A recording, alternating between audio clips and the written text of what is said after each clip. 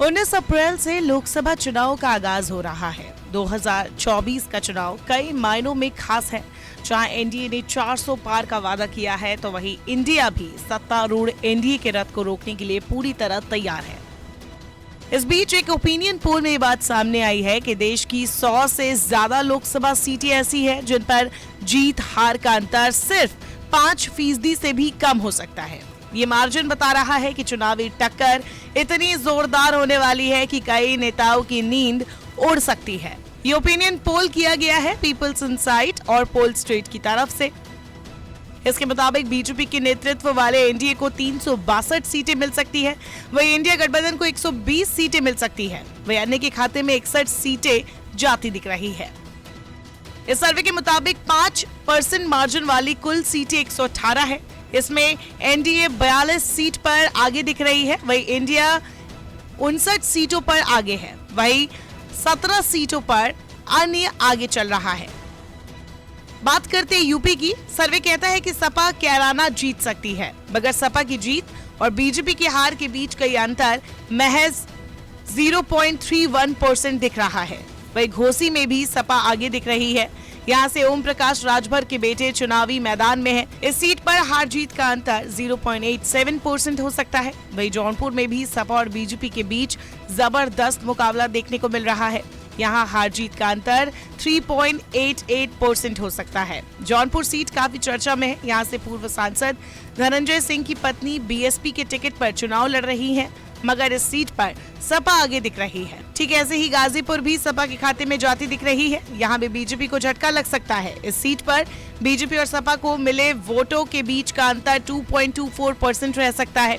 इसके साथ ही यूपी की रॉबर्ट्सगंज सीट अपना दल एस के खाते में जा सकती है और यहाँ से सपा को झटका लग सकता है। हार जीत के अंतर की बात करें तो ये सिर्फ 1.77% दिख रहा है। अब चलते पश्चिम बंगाल की ओर। ओपिनियन पोल कहता है कि यहाँ की बर्धमान दुर्गापुर सीट बीजेपी के खाते में जा सकती है। इस सीट पर 3.24% मतों के अंतर से टीएमसी को हार का सामना करना पड़ सकता है। कांथी सीट भी बीजेपी के खाते में जाती दिख रही है। टीएमसी को यहाँ बीजेपी के मुकाबले महज 3.68% वोटों से हार का सामना करना पड़ सकता है। एक अन्य सीट बहरामपुर कांग्रेस जीत सकती है। इस सीट पर टीएमसी को कांग्रेस प्रत्याशी के मुकाबले 4.12% कम वोट मिलते दिख रहे हैं। कम मार्जिन और बड़ा झटका वाले फेरे में तमिलनाडु की भी एक सीट आ रही है। नीलगिरी सीट पर महज 3.87% अधिक वोटों से डीएमके बीजेपी को झटका दे सकती है। इस कड़ी में बिहार की भी कई सीटें हैं।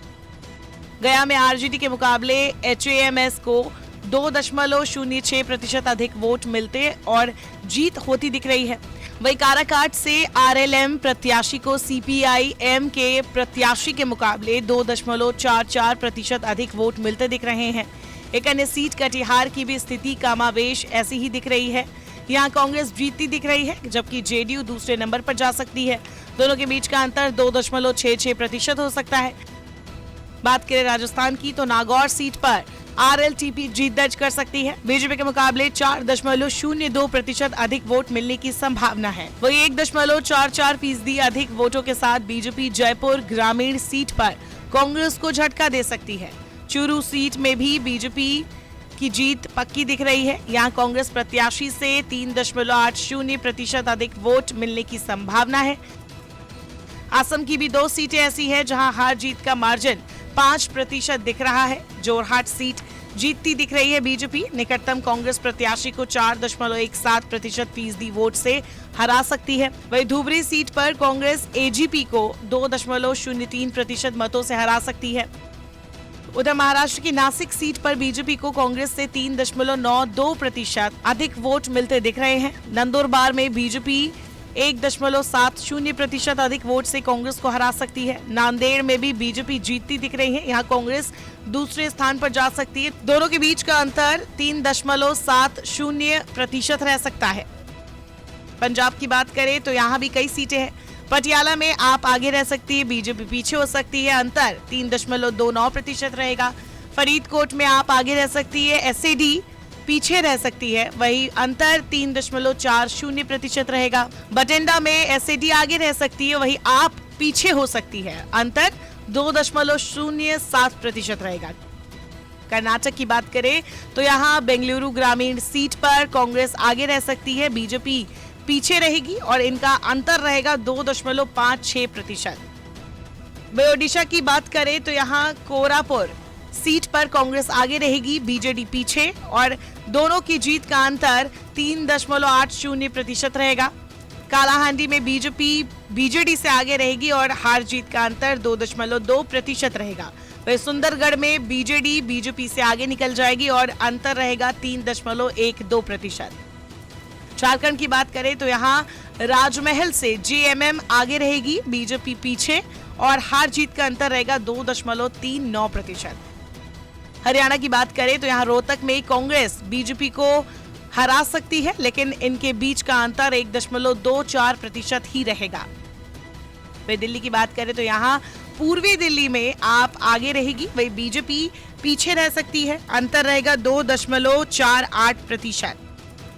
आंध्र प्रदेश की बात करें तो यहाँ राजमपेट में बीजेपी वाईएसआरसीपी को पछाड़ सकती है, लेकिन इनके बीच का अंतर भी 4.84% ही रहेगा।